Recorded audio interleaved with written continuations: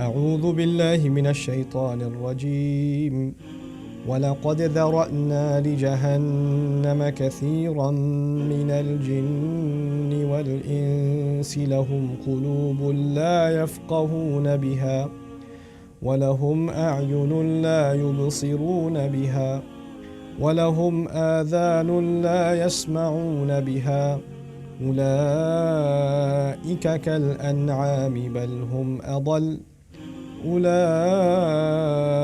هم الغافلون. You see, in the Quran, Allah describes in Surat al-Mu'minun that the believers are going to be inheritors of Jannah. أولئك هم الوارثون. They are going to be inheriting heaven. And when you think of inheritance, you think of something that was left behind for you, that it was put in your name. When the time comes, you will acquire it. So it got me thinking, why are we going to be inheriting heaven? It's not like, was it already in our name? And so I started looking this matter up. And I found actually a saying of the Prophet ﷺ describing that idea, in which he says that Allah actually created, listen to this now, Allah created a house in heaven, in Jannah, for every human being ever created. There's a house built in Jannah for every human being ever created. And believers, obviously not every human being will go to Jannah. When believers go into Jannah, they are going to go into their homes. And they're going to find next to their homes some other homes that are empty. And those homes were built for people to go into Jannah with. But they refused to go. Those people didn't want to go. And so they are not only going to be taking over their own homes, they are actually going to be able to they're going to be inheriting the homes of those who didn't make it. Now, you would think, is Allah going to build these homes in the lowest Jannah? And because if everybody's going to make it, then they can't all be in the highest Jannah. If you don't know, the highest Jannah is called Al-Firdaus, from which actually we get the Arabic word or the English word paradise. It's from that word Al-Firdaus. In the ayah, أُولَٰئِكَ هُمُ الْوَارِثُونَ الَّذِينَ يَرِثُونَ الْفِرْدَوْسِ هُمْ فِيهَا خَالِدُونَ. The houses that were built for all humanity originally are built in Al-Firdaus, the highest Jannah. Now understand this ayah. This ayah seems to be talking about the opposite. وَلَقَدْ ذَرَأْنَا لِجَهَنَّمَ كَثِيرًا مِنَ الْجِنِّ وَالْإِنسِ. We created for hell many human beings and many jinns and many human beings. I don't like the translation for here. Other places in the Quran, Allah has already told us the reason for which He created us, not just to worship Him, but actually إِلَّا مَنْ رَحِمَ رَبُّكَ وَلِذَلِكَ خَلَقَهُمْ. Allah created you in order so He could show you love and mercy. That's what Allah Himself says. For that purpose and that purpose alone, Allah created you. In other words, Allah's goal was not to create you and throw you in hell. That was not His goal. His goal was to create you and put you in Jannah. Now, how come this ayah says, and the translation of li is the key here, we have created so many heading all the way to Jahannam. Allah is mentioning a tragedy in this ayah. I have created so many jinns and human beings, and they're heading towards Jahannam. Why are they doing this? لَهُمْ قُلُوبٌ لَا يَفْقَهُونَ بِهَا. They have hearts, but they don't think with them. They have hearts and they don't reflect with their hearts. In other words, this ayah does not say they have locked up hearts or they don't have hearts. They're heartless people. It began with they have hearts. They just never use them properly. لَهُمْ أَعْيُنٌ لَا يُبْصِرُونَ بِهَا. They have eyes, they don't see with them. لَهُمْ آذَانٌ لَا يَسْمَعُونَ بِهَا. They have ears, they don't listen with them. So they have hearts, they have eyes, and they have ears. They have. The fact that they have means they're capable of using them the right way to go to Jannah. So Allah made Jannah for you and me, and then He gave us three things. وَجَعَلْنَا لَكُمْ سَمْعًا وَأَبْصَارًا وَأَفْئِدَةً in Surah Al-Isra. He gave you hearing, seeing, and He gave you strong hearts. And if you utilize these three things properly, you've got a straight road to Jannah. But if you don't use these three things, then you only have yourself to blame because you had them. You had the tools. It's like you had the car, you never drove it. Don't blame anybody else. The car was filled with gas and everything. You even had directions. You never used it. Now let's talk a little bit about what does it mean to have a heart and not think with it. Because you would think brains think. Why is Allah saying hearts think? لَهُمْ قُلُوبٌ لَا يَفْقَهُونَ بِهَا. And fiqh is deep understanding. Because Allah says revelation, ayat, faith, it lies inside the heart. So when I walk down the street, and maybe I'm walking down the street with a geologist, or a botanist, somebody who studies plants. They can tell me the species of a tree. They can tell me how old a tree is. They can tell me what the best environment is to grow this tree to its optimal, span, or it's about to die or whatever. They can tell me all this stuff about this tree. I don't know any of that stuff. I don't study botany. I don't know any of that stuff.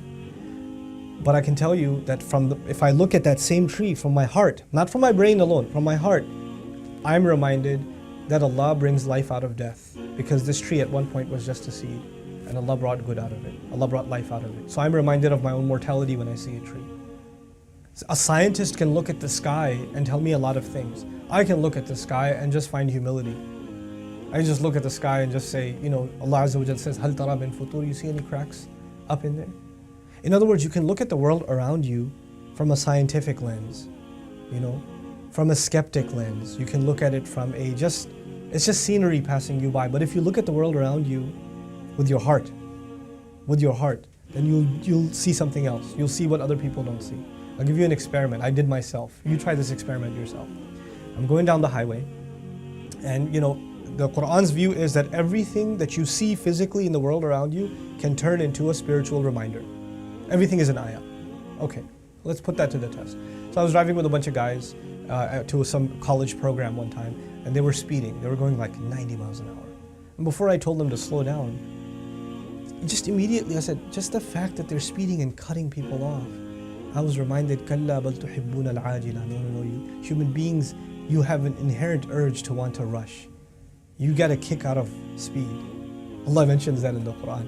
Them speeding became a reminder of something Allah says.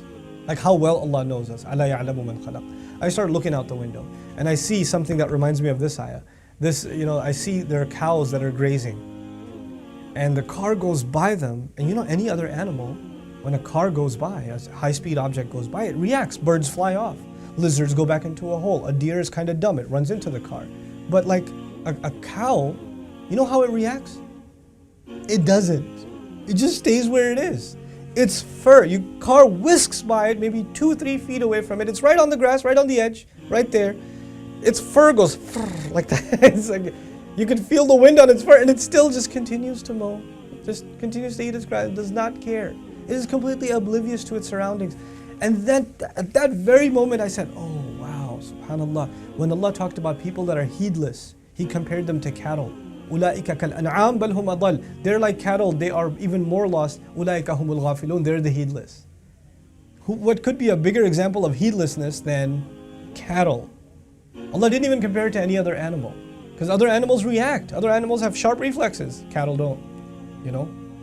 Even that became a reminder. Then we're driving and I see a billboard.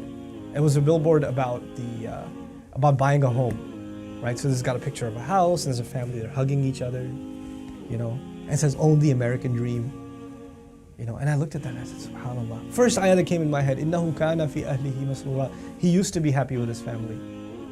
Another ayah came in my head, وَمَسَاكِنُ تَرْضَوْنَهَا أَحَبَّ إِلَيْكُمْ مِنَ اللَّهِ وَرَسُولِهِ وَجِهَادٍ فِي سَبِيلِهِ. The homes that you love to have, if they are more beloved to you than Allah and His Messenger, and struggling in their path.